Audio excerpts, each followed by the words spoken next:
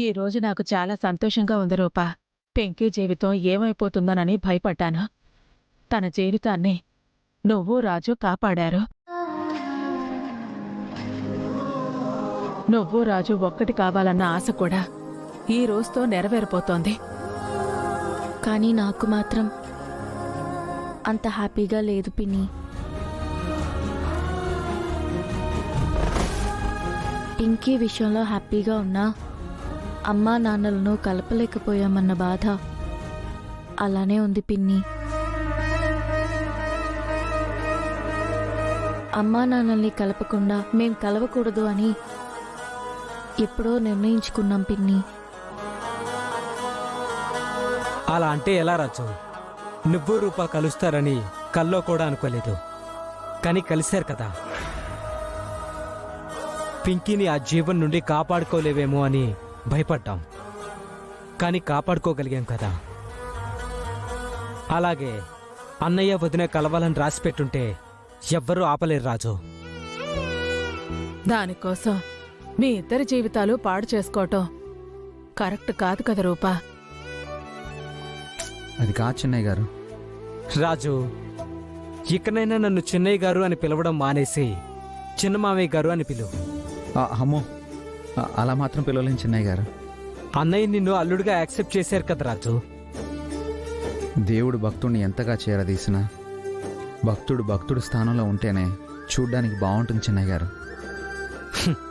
నిన్ను మార్చడం కష్టం రాజు. పోను పోను నువ్వే మారతావులే. పద.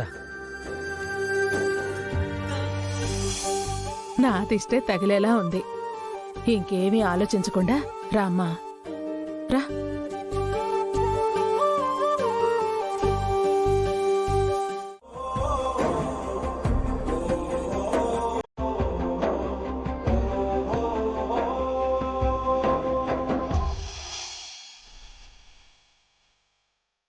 ఆశీర్వాదం తీసుకోండి. సుపుత్ర ప్రాప్తిరస్తు.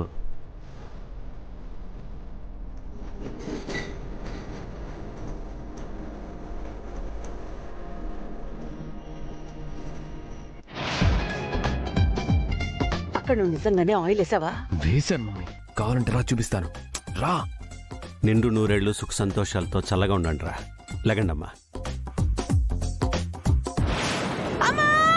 మమ్మీ, అయ్యో మమ్మీ, అక్క ఏమైంది? తమ్ముడు, కాలు స్లిప్ అయిందంతే. కొంచెం చూసుకొని అక్క. వెళ్ళి రెస్ట్ తీసుకో. దీపక్, అక్కని తీసుకువెళ్ళు. సరే జాగ్రత్త. అమ్మాయి గారు, పాల గ్లాస్ తీసుకోండి.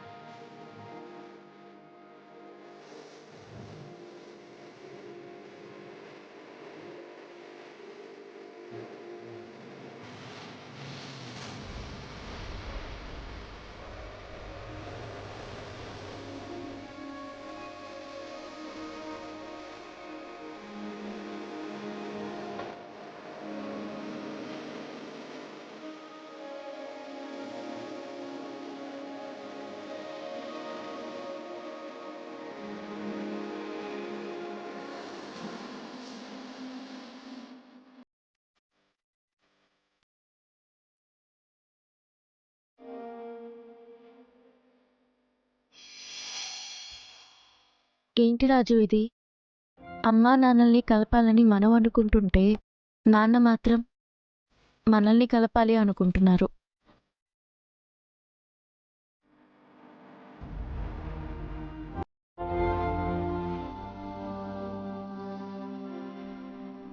నేను అదే అనుకున్నాను అమ్మాయి గారు. పైన ఎంతమంది మనల్ని కలపాలి అనుకున్నా మన హద్దులు మనకు తెలుసు కదా అమ్మాయి గారు. థ్యాంక్స్ రాజు.